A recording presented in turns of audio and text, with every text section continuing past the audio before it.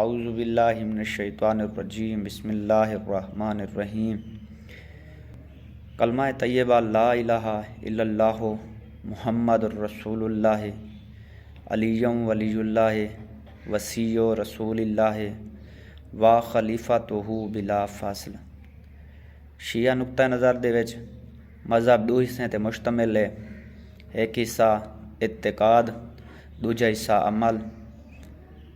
یعنی کچھ مسائل دا تعلق اعتقاد نال ہوندے جے کو اصول دین آکھیا ویندے، اور اصول دین پنج ہیں: پہلی توحید، دوجی عدل، تیجی نبوت، چوتھی امامت اور پنجویں قیامت۔